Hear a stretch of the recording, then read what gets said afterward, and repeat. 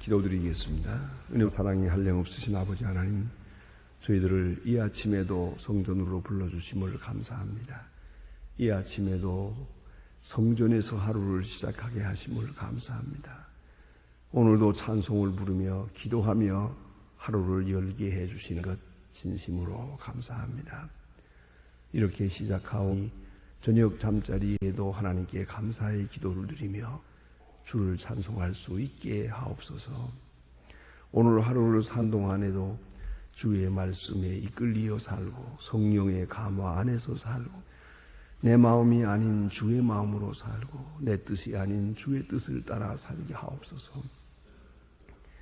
내가 주의 뜻을 따르는 것이 아니라 주께서 나를 이끄는 가운데 살게 하시고 내 생각을 사로잡아 주의 거룩하신 뜻을 기뻐하며 그렇게 하루를 살게 하여 주시옵소서. 무슨 일을 대하든지 주님의 거룩하신 역사 안에서 생각하고 오직 주님의 그 가슴으로 대할 수 있게 하여 주시옵소서. 누구를 만나든지 주님을 대하듯이 대하며 또 어떤 일을 만나든지 놀라지 않고 주의 사랑을 그 모든 사건에서 확인하며 살게 하옵소서. 어떤 소식을 듣든지 놀라지 않게 하시고 그 속에서 조용히 들려오는 주의 음성을 함께 들을 수 있도록 도와주시옵소서. 주여, 헛된 생각이나 어리석은 생각이나 또 나 중심적인 것, 나도 모르게 나 자신의 노예가 되었던 일들을 다 벗어버리고 이제 새 마음으로 순전한 마음으로 주를 섬겨 주의 칭찬을 받고 주의 거룩한 은혜로 충만한 거룩한 생을 다시 시작하게 하옵소서. 주여, 오늘도 하나님의 말씀을 바로 전하고 또 바로 듣게 하시고 이 말씀 속에서 오늘 내게만 주시는 음성을 내가 들을 수 있는 시간 되게 하여 주시옵소서. 주여, 주님의 거룩하고 온전하신 뜻이 이 땅에 나타나 주시옵소서. 주여, 저희 교회 하여금 귀한 본분을 다하게 하시고 교회를 섬길 때마다 감사와 찬송으로 섬기게 하시고 자기 십자가를 지고 주님을 따르게 하시고 자기를 부인하고 주를 섬길 수 있게 하옵소서. 그리하여 주의 영광만 드러낼 수 있는 거룩한 주의 사람들로 살아가게 하시고 저희 교회가 은혜와 진리로 충만하며 기도가 응답되며 거룩한 치유의 역사가 나타나는 교회 되어지기를 기도하옵나이다. 주여, 이 나라를 돌보시고 이 민족과 함께 하시되 대통령과 위정자들 그리고 경제, 정치, 문화 모든 분야에 종사하는 분들, 특별히 이 나라의 교육 하나님 불쌍히 여기시고 오소속히 반질서를 찾게 하시고 잘못된 생각으로부터 벗어나서 바른 일을 찾게 하옵소서. 특별히 온 국민이 한 마음 한뜻 되게 하시고 온유 겸손하며 평화를 사랑하며 진리 안에 부지런하고 성실한 백성이 되게 해 주시옵소서. 주님, 이 나라가 지금 여러 가지로 흔들리고 있사온데 속히 안정된 기조를 얻고 바른 길에 서서 이제 이 어려운 난국을 타게 해 나갈 수 있도록 도와주시옵소서. 주여, 저 북녘강에도 은총을 도와시고 가난과 억압과 질병과 굶주리에서 건져 주시옵소서. 우리가 저들을 위해서 해야 할 일이 무엇이며 할 수 있는 일이 무엇이겠습니까? 주여, 단순히 위해 기도하는 자만 되지 않고 우리가 맡긴 바를 다 하며 기도하게 하시고 또 우리를 향하신 주님의 뜻을 이루어가며 기도할 수 있게 하옵소서. 원수를 사랑하며 복음으로 이데올로기를 물리치며 또한 사랑으로 미움을 이길 수 있는 큰 역사가 이루어지게 하옵소서. 맡겨주신 500명의 고아를 주의 사랑으로 잘 양육할 수 있고 병원을 짓는 일이나 또 대학을 세우는 이 모든 일 엄청난 일이오나 주께서 시작하셨사오니 주께서 이 모든 과정을 주장하시고 아름답고 귀하게 이루어서 굳게 닫힌 북녘 땅을 여는 그런 전초기지가 되기도 하며 장차 이 33만 평의 대지 안에 교회를 세우고 신학교를 세우고 하나님의 거룩한 역사의 중심을 만들 수 있게 도와주시옵소서. 자비하신 주여, 오늘도 해외에 있든지 여행 중에 있든지 군문에 나가 있는 젊은이들, 유학생들, 공부하는 자녀들 하나하나에게 돌보아 주시고, 비록 이렇게 엄청난 죄악의 물결 속에 살지만은 죄악에 물들지 아니하고 하나님의 사람으로 양육되어 장차 큰 역사를 이루게 하옵소서.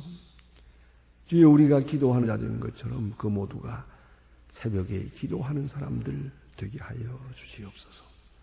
병중에 있는 분들, 슬픔을 당한 가족들, 오직 주님의 위로만을 기다리는 당신의 귀한 자녀들에게 주여 큰 은총과 위로를 더하시옵소서. 이 하루의 모든 생활을 주께 맡깁니다. 내일 거룩한 주일을 앞두고 몸과 마음을 정히 준비하며 더 복되고 온전한 주일을 맞이할 수 있게 하옵소. 주 예수 그리스도의 이름으로 기도드립니다. 아멘. 하나님의 말씀 계속해서 봅니다. 요한복음 19장 이제 남은 부분을 오늘 아침 보게 되겠습니다. 요한복음 10장입니다.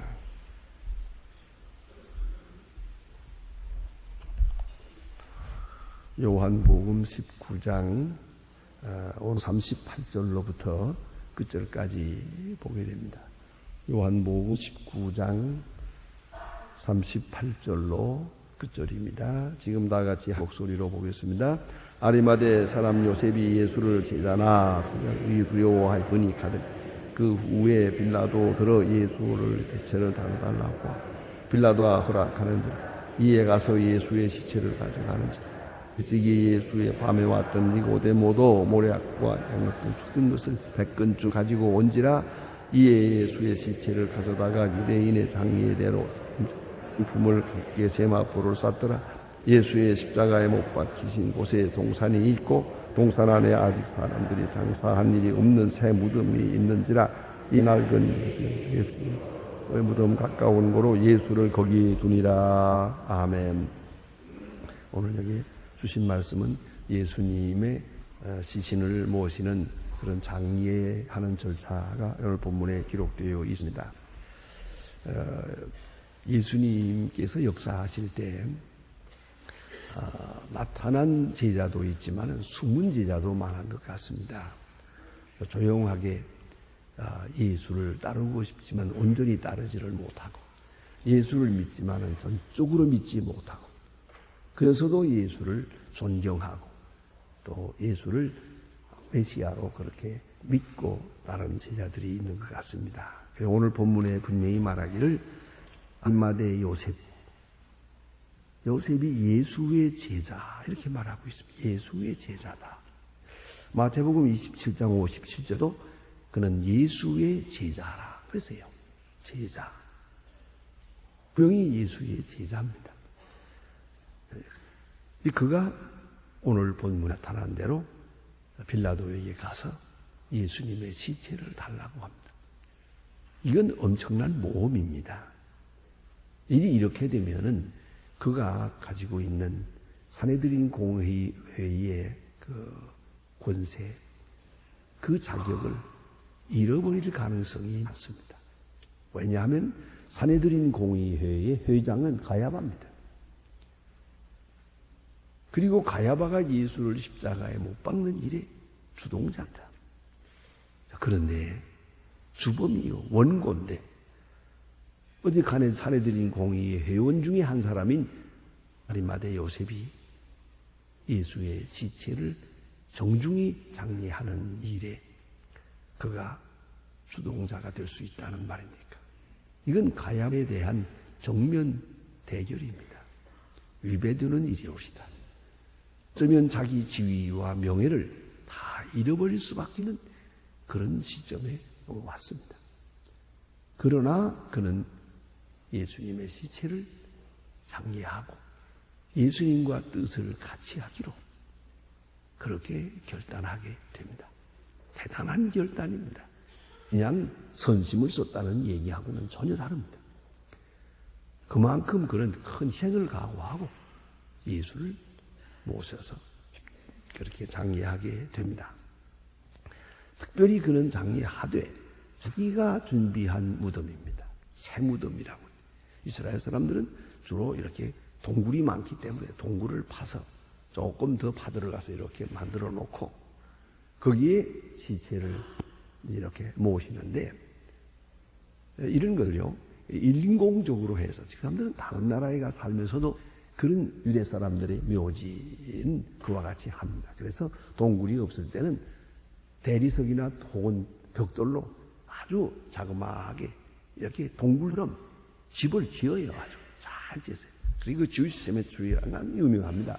많이 다니면서 일부러 가서 구경을 해보았습니다. 이렇게 그걸 잘 아주 예쁘게 조그맣게 대리석으로 지어놓고, 또 어떤 건 굉장히 큰 것도 있습니다. 거기서 그 안에 들어가면 거기 관을, 돌로 된 관을 거기다가 다 이렇게 착착 쌓아놨어요. 이렇게 쭉 질비하게 쌓아놓습니다. 그리고 거기다 이름을 써놨어요. 지금도 뚜껑을 열면 그대로 시체를 볼 수 있습니다.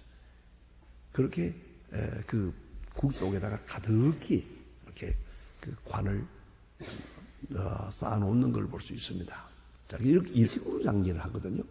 그러니까 그 장례 그게 꽉 찰 수 있잖아요. 꽉 차면 어떻게 하느냐? 그다음에 또 다른 무덤을 만들어야지요. 그래서 그 돈 많은 사람, 권세가 많은 사람은 자기 무덤을 만들어요. 자기가 1호요.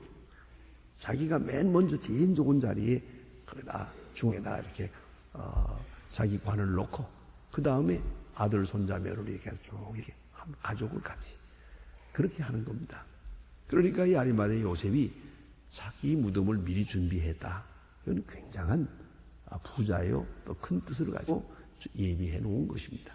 그런데 그 가족 묘지의 새 묘지에다가 예수님을 먼저 모시는 거예요. 그리고 자기가 죽으면 그 다음입니다. 이렇게 예수님에서 존경과 사랑을 베풀었다. 우리 깊이 생각해야 될 문제입니다. 그래서 성경은 이렇게 증거합니다. 마가복음 15장 43절에 보면 강돌하게 빌라도에게 가서 시체를 달라고 했다. 그건 몸을 건 일이옵시다. 그뿐만 아니라 명예를 다 내바치고 하는 일이옵시다. 그런가 하면 하나님 나라를 기다리는 자라. 누가복음 23장 51절에 말합니다. 이 성경, 이 사복음이 전부 아리마대 요셉에 대해서 귀중한 증거를 합니다. 그는 예수의 제자라, 오늘 본문대로 은위하는 제자다, 숨은 제자다, 또 하나님의 나라를 기다리는 자라, 당돌하게 빌라도에 가서 시체를 달라고 했다. 이런 말들이 다 무엇을 의미합니까? 그가 정말 훌륭한 제자요, 숨은 제자요, 오늘 와서 이렇게 용기를 내서 이렇게 시체를 달라고 하게 됩니다. 한 사람 있죠. 그 니고데모시다. 밤에 조용 와서 영생의 도리를 묻던 그 사람. 이 사람도 역시 바리새 교인, 산헤드린 공의 회원입니다. 자, 그런데 이제 이 장례식에 동참한다. 그러니까 둘 다 고관이요, 높은 지위에 있는 사람들이요, 지성인입니다. 이 사람들이 와서 조용하게 예수의 시체를 모셔다가 장례를 하게 됩니다. 여기서 우리가 한번 짚고 넘어갈 것이 있습니다. 이 지성인의 신앙입니다. 이게 하나님의 나라를 기다리는 사람입니다. 그리고 예수에 대해서 많은 것을 알고자 했고 또 알아본 것 같습니다. 그러나 왜 화끈하게 예수의 제자 되지 못했나? 그건 다른 데 있지 않습니다. 지성적 신앙이기 때문에 그 확신이 좀 느립니다. 그래서 오늘 예수를 믿자마자 확 돌아가는 사람이 있는가 하면 이게 상당히 좀 느려가지고 천천히 생각해보고 비판해보고 또 기도해보고 시간이 많이 걸리는 그런 사람이 있어요. 흔히 말하기를 중생이라는 것은 신비로운 단회적 사건이고 도전적인 사건입니다만은, 그러나 천천히 자기도 모르게 많은 시간이 걸려서 비로소 믿음을 갖는 그런 사람들이 있습니다. 그런 면에서 오늘 만나면서 바로 반응을 일으키는 그런 사람도 있는가 하면 좀 천천히 이루어진 그런 사람도 있지요. 그런데 중요한 것은 비판 없는 믿음이라는 것은 또 비판 없이 되돌아갈 수도 있고요. 이렇게 비판이 있는 믿음, 좀 의심도 있는 믿음, 이런 믿음이 좀 느리게 시작이 됩니다. 느리게 발전합니다만은 좀 확고한 믿음이 되기도 합니다. 성경에 보면 도마라는 사람이 의심이 많아요. 그건 특별한 사람이에요. 저는 몇 달 전에 제가 LA에 있는 폴 게티라고 하는 박물관에 갔을 때 한 500년 전에 그려놓은 도마와 예수님과 맞는 그 장면을 그려놓은 어디까지나 추상적인 그림이지만 그림이 있는데 그런 그림이 많습니다. 그런데 이번 본 그림은 좀 더 특별해요. 예수님께서 옆구리를 이렇게 보여줍니다. 도마가 손가락을 거기다 집어넣는 장면이 나와요. 눈으로 보아서는 믿을 수가 없는 거예요. 눈 보아 가지고선 예수님의 옆구리에 손가락을 넣어보는 그런 장면을 그런 그림을 볼 수가 있었습니다. 자, 다른 사람들은 예수님을 보았다니까, 보았으니까 말했다 그러는데 이 사람은 난 본 것 가지고는 안 돼. 옆구리다가 손가락을 넣어야 되겠다고. 의심이 많은 사람이에요. 확실히 그런 의심이 많은 아주 특별히 지성적인 사람인 것 같습니다만 이렇게 해서 도마가 믿음을 얻습니다. 그래서 성경 보면 도마의 의심을 우리가 보고 그 사람 참 되게 의심 많아갑니다. 이렇게 느껴집니다만은 그렇게 얻어 다져진 믿음이기에 12제자를 자세히 연구해 보면은 다른 사람들은 다 예루살렘 근방, 유대 근방, 사마리아까지 이렇게 보고 또 베드로는 로마까지 이렇게 갑니다만은 도마는 인도까지 왔어요. 인도까지 가서 복음을 전하고 인도에 도마의 무덤이 있습니다. 그게 순교하고요. 이래 볼 때 의심이 많던 믿음이 확신을 얻게 되면 더 큰 믿음이 되는 것이에요. 이게 당장 그 자리에서 화끈하게 놔두지 않는다고 해서 그 사람 믿음 없다고 할 것은 아닙니다. 니고데모나 아리마대 요셉은 조용하게 믿음을 가졌어요. 좀 느리게 확신을 가지게 됐어요. 그러나 그는 확실한 믿음의 사람, 이 지성적인 사람들의 믿음이 그래요. 또 한 가지는 그는 분명히 성서적인 맥락에서 예수를 믿었어요. 그래서 성경은 말하기를 저들은 하나님의 나라를 기다리는 자라. 메시아를 기다리는 사람들이에요. 성경적 증거를 통해서 예수를 믿었어요. 하나님의 나라를 기다리다가 이분이 바로 그분이다 하는 그런 믿음을 가지게 되었어요. 그러나 왜 예수 생전에 열심히 따르지 못했나? 그것은 또 있어요. 역시 소극적이기 때문에 두 가지를 가졌어요. 예수도 믿어야겠고 자기 지위도 버리지 않아야겠고 자기 지위, 자기 명예 바로 그것이 문제였어요. 이걸 버리고 따라야 되는데 그러지는 못했어요. 자기를 부인하는 일에 온전하지 못했어요. 결과로 예수를 온전히 따를 수 없었어요. 그것이 문제옵시다. 오늘도 예수를 믿는다 하면서도 그 체면이니 뭐니 해서 그것 때문에 좀 화끈하게 믿지를 못하는 사람들이 많아요. 자, 그런데 문제는 여기에 있습니다. 결정적 시간이 왔습니다. 예수님 십자가에 돌아가십니다. 여기서 생각해야 합니다. 십자가에 돌아가시는 장면을 보고 그리고 비로소 예수를 믿게 됩니다.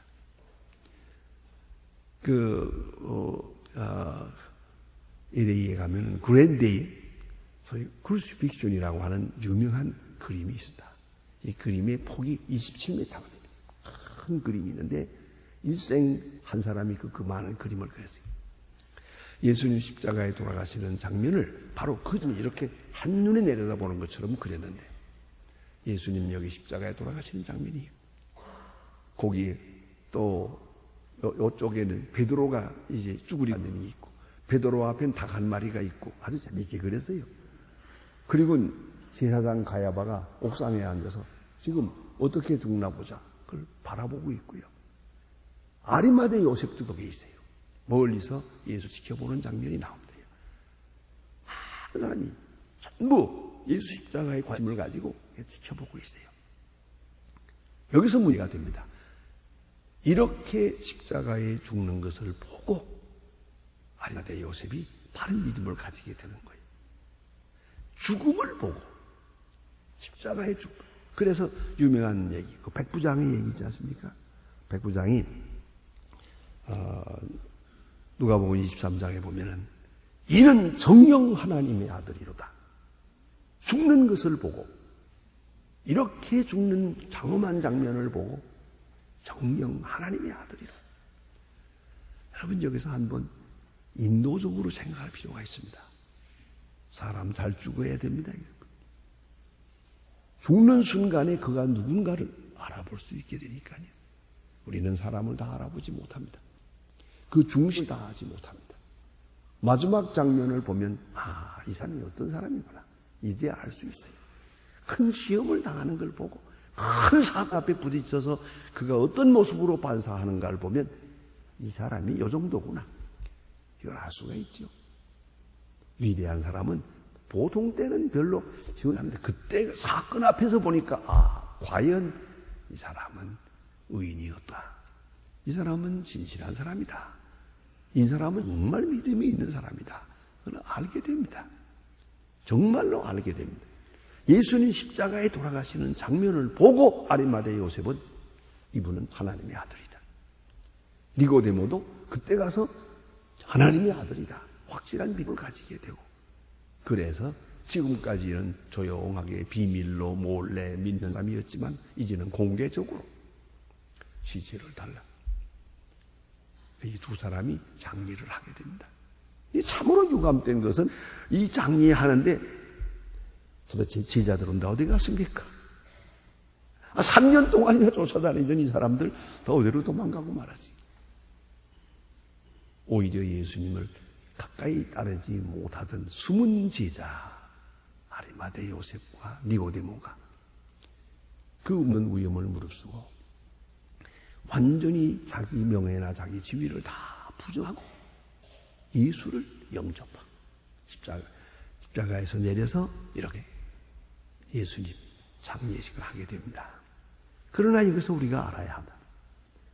이것은 그를 메시아로 모시고 그를 성서적 맥락에서 받아들였을 뿐이지 정말 하나님의 아들 부활을 생각한 건 아닙니다. 거기까지 생각한 건 아니에요. 만왕의 왕이라고 생각하고 한 건 아니에요. 전유대 나라에 오신 메시아요. 참 귀중한 선지자요. 참으로 귀중한 선생님이다. 여기까지 생각할 것이지. 그가 만왕의 왕이요. 만군의 주가 된다는 건 몰랐어요. 그리고 이만큼의 충성을 바치게 된 것이에요. 그런데 의외에 그가 조용하게 예수님의 그 시체를 모시는 일을 했는데 이것이 두 가지 역사를 이루게 돼요. 하나는 예수의 부활을 그 거룩한 역사를 예비하는 역사가 됐어요. 그는 작은 일을 했는데 큰 일을 한 것이 됐어요. 안 그렇습니까? 그는 별일 아닌 조그마한 일이죠. 아무래도 인간적인 일이니까. 그러나 큰 역사가 이루어졌어요. 마치 뭐와 같은 거 아니 예수님께서 5,000명을 먹일 때 떡 5덩이와 물고기 2마리 작은 거예요. 그 어린아이가 자기가 먹으려고 가져왔던 거예요. 이걸 예수님께 드립니다. 예수님께서 축사하신 후에 이것이 5,000명을 먹이는 큰 역사의 그 요소가 되지 않았습니까? 또 막달라 마리아가 예수님께 기름을 붓잖아요. 그때 예수님이 뭐라고 합니까? 저가 내 장례를 예비했느니라. 예수님이 지금 십자가에 돌아가신다고는 하지만은 마리아가 그것까지 생각하고 한 건 아니에요. 예수님의 장례까지 생각하고 한 건 아니에요. 그저 사랑하는 마음으로 한 것뿐이야. 사랑하는 마음으로 어찌 생각하면 미련하게 그러나 그 단순한 마음의 그 헌신이 위대한 역사를 이루어서요. 그와 같이 오늘 아리마대 요셉은 큰일이라고는 하지만은 그렇게 구속사적인 큰일까지 생각한 건 아니거든요. 예수가 참 훌륭한 분이다. 정말 귀한 분이 저렇게 십자가에 죽으셨구나. 내가 너를 모셔야겠다 하는 그런 착한 마음뿐인데 이것은 메시아를 장애하는 그런 귀한 일을 하게 됐고 여기 플러스 알파가 하나 더 있어요. 그것이 바로 부활의 증인이 되는 것이에요. 이렇게 예수의 시체를 아무데나 뒀다가 누가 가져갔는지 잃어버렸는지 알 수 없게끔 뭐 그런 얘기가 되면 부활한 다음에도 혼미한데 아니에요. 아리마대 요셉이 장례를 지냈어요. 돌문을 막았어요. 군대가 가서 인봉을 했어요. 그리고 부활하니까 부활이 확실해진 거죠. 이 장례라고 하는 것이 바로 예수의 부활의 증인이 된 것이에요. 예수의 부활의 확증이 된 것이에요. 생각해 보세요. 얼마나 소중합니까? 돌무덤 속에 넣고 돌을 막고 인봉을 하고 군사가 지키고 바로 이것이 부활의 증인이 된 것이에요. 여러분 이거 알아야 합니다. 우리가 다 알고 하는 일 아니에요. 조그마한 일 결과까지 다 생각할 수는 없어요. 선한 일을 하고 나면 그것이 30배, 60배, 100배로 작은 일 한 것이 큰 일로 아무것도 모르고 한 일이 위대한 역사로 이렇게 되는 것이에요. 그것이 하나님의 일이에요. 아리마대 요셉의 마음은 그저 예수님의 제자로 숨은 제자로 선생님으로 모시고 훌륭한 분으로 모시고 메시아로 생각하면서 이렇게 작은 정성을 드렸습니다. 그러나 이것은 성서적으로, 학적으로, 복음적으로 큰 의로 결과가 나타나게 된 것이죠. 기도하십시오.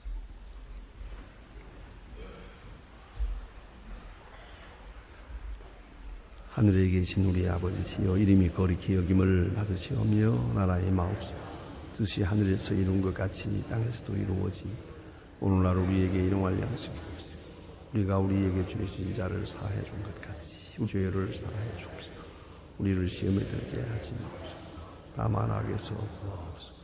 내게 나라와 권세와 영광이 아버지께 영원히 있사옵나이다. 아멘.